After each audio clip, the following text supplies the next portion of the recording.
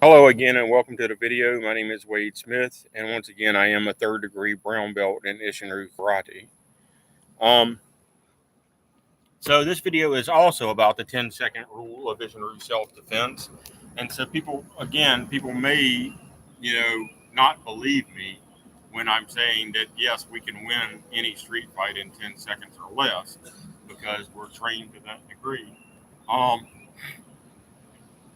to say prove it. Well, I'm not going to maim an assistant to prove that to you, but the core techniques of Isshinryu, we practice basic strikes to the throat every day in the dojo, whether it's a web hand strike or a punch or knife hand or true karate chop or whatnot.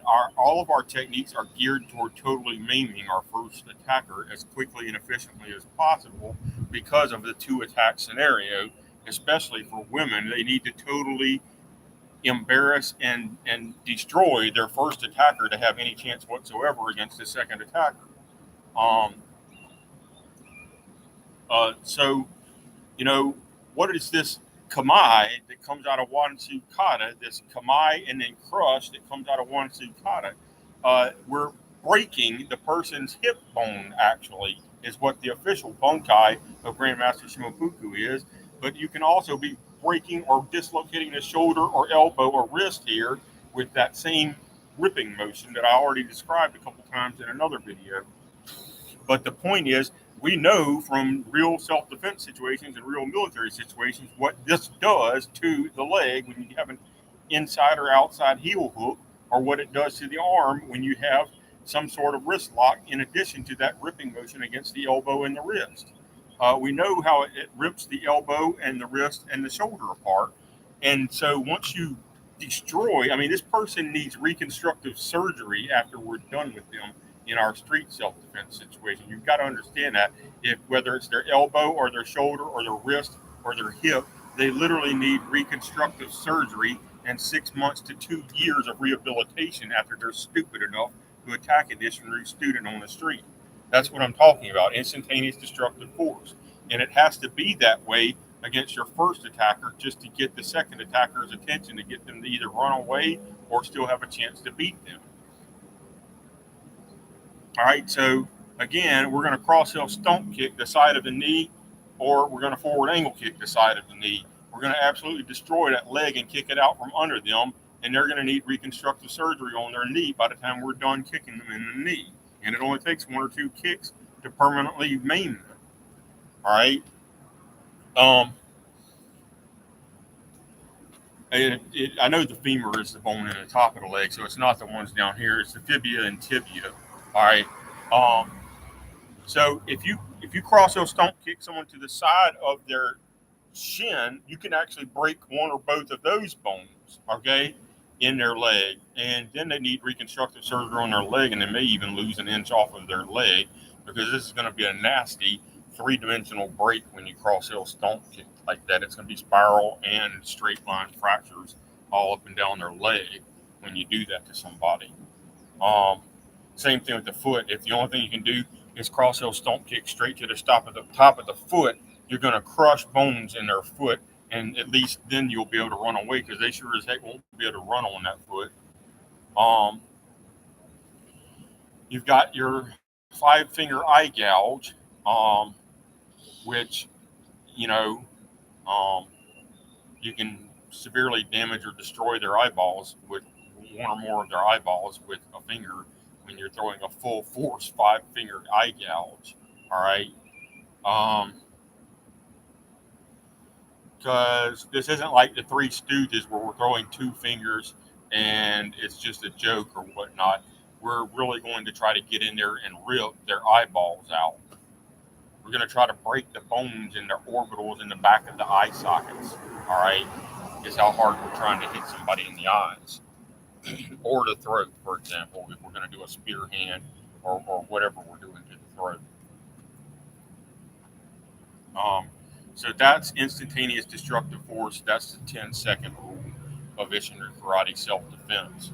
Um, that's why this ripping motion actually happens in all over the place in Isshinryu. And that's why we also focus on maneuverability, mobility, and firepower in our striking. All right, we're constantly evading the attack and then getting sidearm control on our first attacker as well. Back fist, hammer fist to the face, cross heel stomp kick to the side of their leg, knee strike, kick to their body while we've got sidearm control on them. Keep their body between ourselves and our second or third attackers, wherever they're at. All right, throw in some more kicks, elbow strike to the side of the temple, back fist to the side of the temple, whatever we got to do to that first attacker while we look around to see if there are any second and third attackers to ourselves. If this person, if we beat the hell out of him enough, he might give up, or, after we kick him a few times, we might just destroy his leg. If we got to, we do whatever we got to do to him until he gives up. All right. But again, you only escalate force on force. So you don't use lethal force unless it's absolutely necessary, and you don't use even instantaneous destructive force unless that's absolutely necessary. So if your attacker is attacking you, you beat them with minimal force. If you know there's only one attacker, or if you're pretty sure there's only one attacker, you beat them as gently as you can in 10 seconds or less, is what I'm saying. Don't kill the guy if you don't have to. But if you already know there's two attackers, like Naihanchi Kata, you actually have three attackers, because I'm pretty sure you're meant to have your back against the wall. Because to my knowledge, Naihanchi Kata is the only kata that has the step over the front, okay? Going both ways. So all the other times in Isshinryu, when you're moving side to side, you either step with the leading leg and pick that leg up and set it down again, or you step behind into a cross stance and then you step again, okay? That's how boxers are also taught. But for some reason in Naihanchi Kata, you're stepping over the front. So that leads me to believe that your back is against the wall. And believe it or not, I think your back is intentionally against the wall, because if you're already pretty sure there are three attackers, you might want your back against the wall so that a fourth attacker can't flank you and attack you from behind.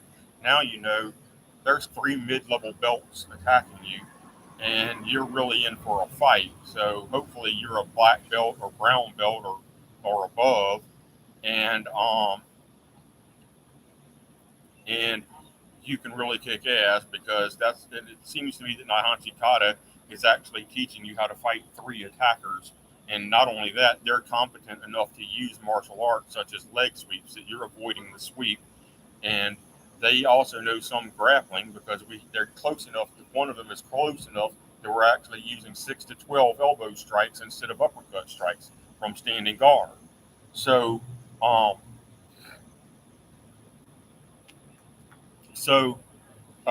there is training for fighting multiple attack scenarios in all of the katas, and that should let you know if you are outnumbered in a street fight, having your back against the wall is not necessarily a bad thing. At least you know you can't be flanked by a third or fourth attacker from behind. All right. So that's further instruction on the 10-second rule of Isshinryu Karate.